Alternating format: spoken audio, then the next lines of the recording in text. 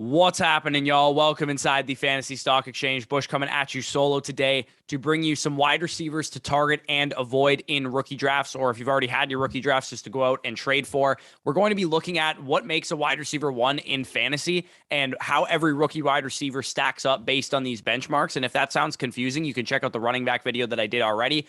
And I'll also just explain more after the intro. But basically, this should give you an idea of who you should be drafting in your rookie drafts if you haven't had it yet. And if you already have had your rookie drafts, maybe go out and trade for some of the guys that I highlight in today's video. So before we get into this, I just want to say that there is timestamps. So if you guys want to just skip ahead to the end result, which is basically how the current wide receiver class stacks up against these metrics, go ahead and check out the timestamps because I will be explaining the process first and then going through the current class. But I do recommend watching the entire video. So if you enjoy this video at any point, as always, hit the like button, comment any of your thoughts down below, and subscribe to the channel if you are new. Now let's hit the intro.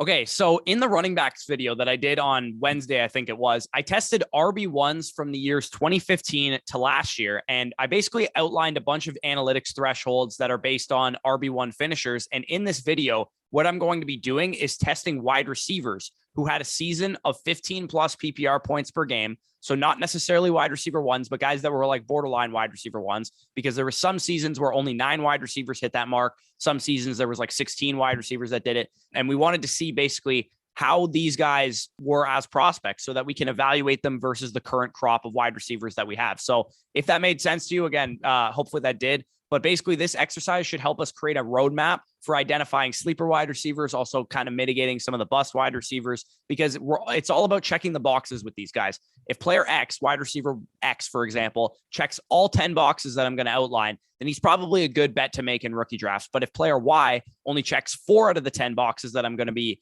outlining here, we should probably be more comfortable betting on player X and fading player Y. So that's kind of what we're dealing with here. And again, hopefully you're able to make sense of this video. Hopefully it's not too confusing, but this is the data set of wide receivers who had 15 plus PPR points per game from 2015 to 2021. And they had to at least do this one time. So some of these guys were multi-time finishers of 15 plus PPR points per game, but these are the guys that did it at least once. So you guys can see some of the guys this year: Deebo Samuel, Jamar Chase, Deontay Johnson, Mike Williams, T. Higgins, Devontae Adams, etc. And then all the way back to some of the older guys like Jeremy Maclin and Eric Decker and guys like that. So there's a lot going on here, but first let me explain what the benchmarks are, what we're looking for, and how we can use them to evaluate this current crop. So there's 53 wide receivers in this sample. And like I said, they had to have had at least 15 PPR points per game or more since 2015. Our goal in this video is to see which has been the most predictive. Yellow means that they met the threshold that we're looking for. Green means that they exceeded the threshold that we're looking for. And red means that they did not meet the threshold that we're looking for. So the 10 thresholds, you guys can see them across the top of this table, but the first one is weight. Typically, we've seen light receivers bust at a high rate in the NFL. So the threshold that I wanted to test first was how many wide receivers are above the weight of 190 pounds.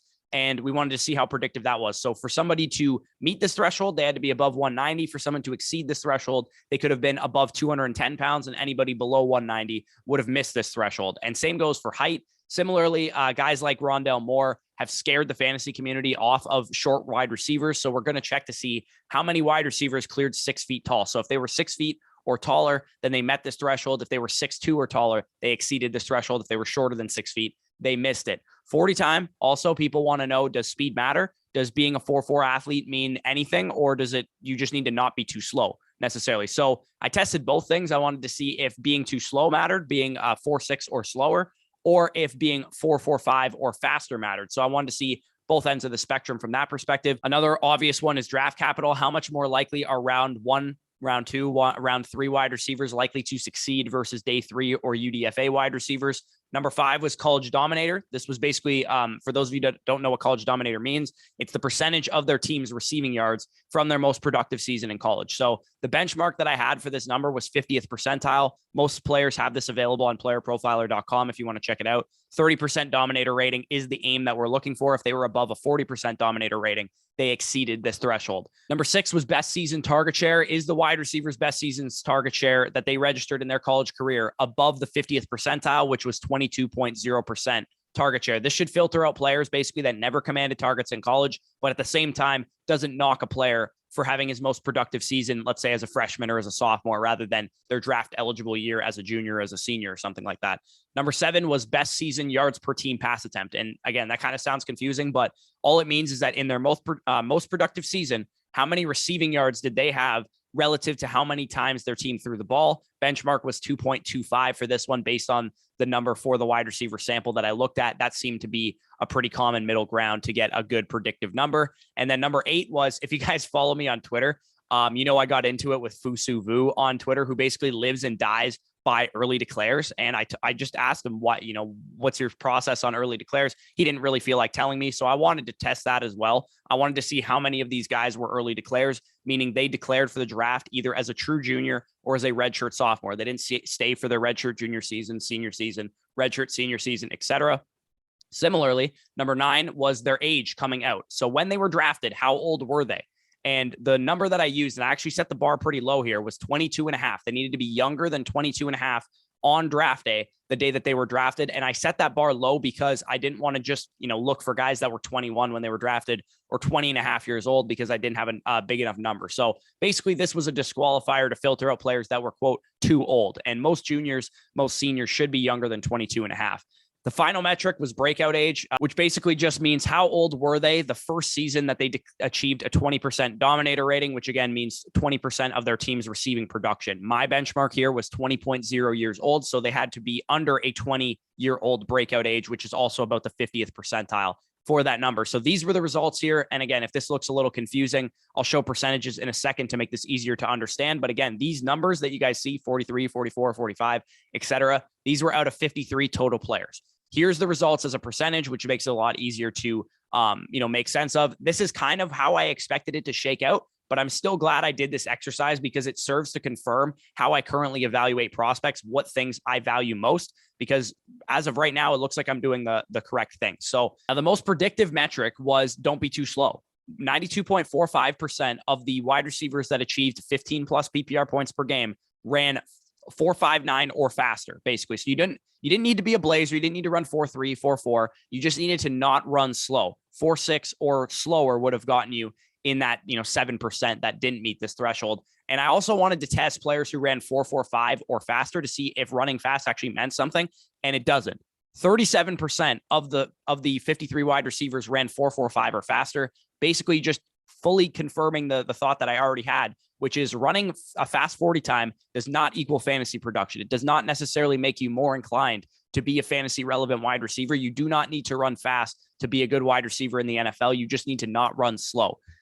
You'll notice also that the most important metrics after that speed disqualifier that we have at the top were pure production-based metrics. So yards per team pass attempt, target share, and college dominator. All of those numbers ranked in the 80% range, and it makes a lot of sense because productive college players tend to be productive in the NFL as well. If you're wondering why we put such an emphasis on things like target share, production for wide receivers when we were talking about them in the pre-draft process, this is why. It's because it's the most common trait among wide receivers who have been fantasy relevant, and those who ignore that history are bound to repeat it. So if you don't think that production matters at the wide receiver position in college, you're wrong. I have legitimate proof to say that over 80% of these guys were productive receivers in college. So guys that are not productive, we want to perk our ears up and find out why necessarily. So if history tells us that production matters most, overvaluing athleticism and things that aren't relevant would be probably foolish to do. So the next couple things that we have here were draft capital and size. Those things mattered to some degree. Again, they were about 70% of the way that they mattered. And again, there is going to be exceptions to that rule because we have guys like Tyreek Hill who are really small,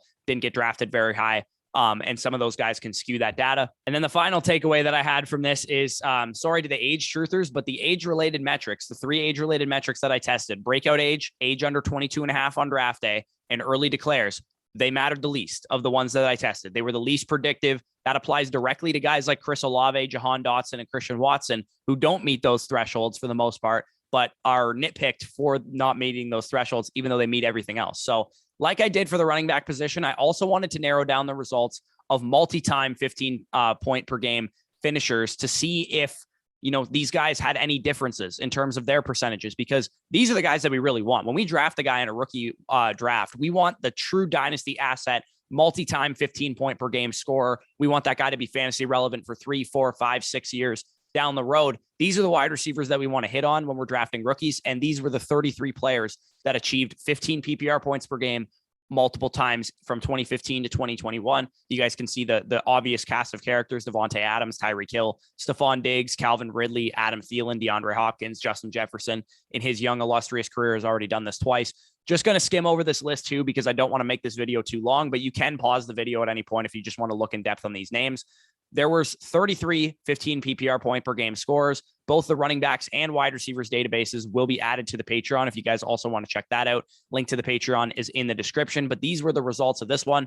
Again, speed mattering even less. Only 12 of these players of the 33 ran 4.45 or faster. So again, confirming that you do not need to be a super fast player to be fantasy relevant and be very productive in the NFL. And on the percentages, there was a few changes that came up. We did see a nearly 10% increase across the board in the production-based metrics. Most of those numbers were in the 80% range before, now up near the 90, 95% range. So production mattered even more for these guys that were multi-time finishers. So again, being productive in college mattered a lot to being productive in the NFL, especially being productive over the long term in the NFL. And being too slow actually mattered a little bit less, thanks to guys like Keenan Allen, Eric Decker, Jarvis Landry, and Cooper Kupp, who all ran slower than 4.6 at the combine. So those guys, you know, kind of skewed the data a little bit, basically giving hope to guys like David Bell and Justin Ross, who ran 4.6 or slower. Age-related metrics mattered a little bit more in this sample for long-term sustainable production, up near 60%, 70% range. But again, not necessarily something that was overly predictive. So the takeaway is pretty obvious. I've kind of highlighted it throughout this video, what I expected, and it's good to refine your process. Make sure you're not missing something important, but production is king, not age-adjusted production, not experience-adjusted production. Just produce at any level, at any age, just produce. If you produce, then you have a good chance of success. Age-adjusted production matters, but if I have two sample prospects, Prospect 1 was productive early in his college career as a true freshman, but failed to progress further as a player, versus a prospect who maybe struggled as a true freshman, struggled a little bit halfway through his sophomore year, but then blew up as a junior, blew up as a senior. Give me the guy who can produce at a high level regardless. And give me the guy who also showed the ability to improve his game throughout his college career as he got more reps. And if you guys didn't just pick up on that, that's basically me comparing George Pickens to Jahan Dotson, because those were the career trajectories they had. And I know George Pickens got injured, but he didn't progress his second year either. So if you skipped ahead to this part in the timestamps, this is where we directly apply what we've learned to the current crop of rookie wide receivers. These are the 10 metrics that we have here, and these are the rookie wide receivers in the order that they were drafted. There was a couple names that I omitted because they don't have a lot of data on them. They also just stink as prospects. So the point value at the far right end of the column is basically how these guys stack up based on these 10 metrics. And I gave them a score where I valued anything that was green as 3 points, anything that was yellow as 1 point, and anything that was red as -2 points.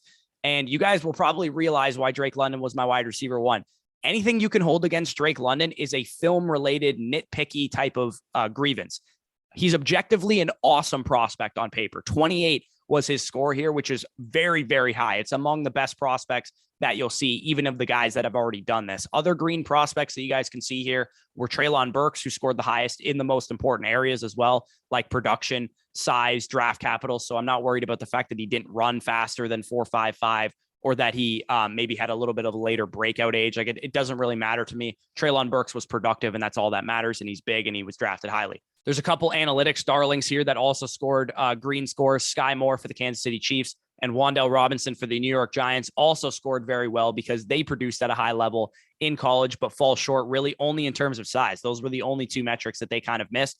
And Skyy Moore actually met the weight metric, but not the height metric. And of course, Wan'Dale Robinson is 5'8", so everybody wants to nitpick him for that. I think both of these guys are phenomenal values in rookie drafts right now. Mid to late first for Skyy Moore, early second for Wan'Dale Robinson. No, I'm not elevating Skyy Moore because he's on Kansas City. I'm elevating him because he was already a good prospect and he's on Kansas City. So final green score was Khalil Shakir, actually, all the way down in the 5th round. Khalil Shakir, who I will keep shouting as the best value of any 3rd round wide receiver that you're going to get in a rookie draft.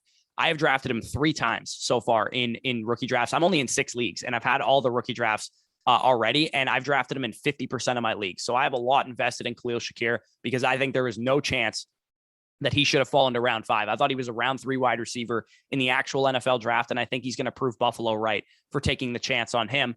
A lot more yellow and green in the wide receivers video, as you guys will notice, than I had in the running backs video, and that's not by accident, right? We knew this wide receiver class was better than this running back class, hence why we have a lot more good prospects versus the running back class.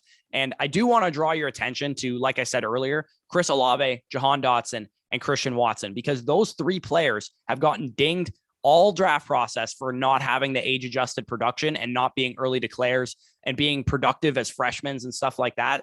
At any age, all that matters is production. And if you're wondering how Christian Watson hits these metrics because he only had like 800 receiving yards this year, remember that these are market share related stats. So while he only had 62 targets this season, those 62 targets was actually a 27.5% target share because NDSU just didn't throw the ball. And needless to say, this exercise actually opened my eyes a little bit on Christian Watson. And I might be a little bit more in on him than I was before doing this.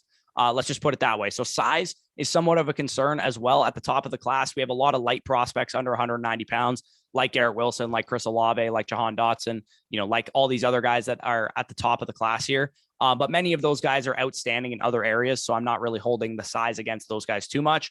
Looking at the most important metrics in the middle, the production related metrics, we can see that George Pickens, Alec Pierce, John Mechie, Velus Jones, Danny Gray, and Eric Azukanma. I can't even say this guy's name, but it looks like these guys are bad bets to make because they didn't produce in college. And again, remember, these were the most important metrics that we looked at, the most predictive. Ranking that poorly in the most predictive metrics likely means I will be out on most of those guys. And I think most of you guys already knew that I was out on most of those guys. Between those 6 wide receivers, the only one that I've drafted is John Mechie, and I drafted him in 1 of my 6 leagues. It happened to be our listener dynasty league, but I'm not really in on most of these guys because they weren't very productive players. Ranking that poorly is just a big time red flag to me. A couple round 2 values that you guys can get on guys, wide receivers that are going in around round 2 of rookie drafts right now are David Bell and Jalen Tolbert. And it's not really a shock to me that either of these guys ranked highly because they were productive players. Unfortunately for David Bell, he's too slow, right? He was he ran slower than a 4.6, but he quite literally checked all 9 other boxes. So other than being too slow, David Bell, he literally checked everything else. And he was 0.1 target share away from being a green prospect, a score over 10, because he had a 29.99% target share in college. So in his best season. So this is a dude that should be on your draft boards in the early 2nd round because he is a phenomenal value.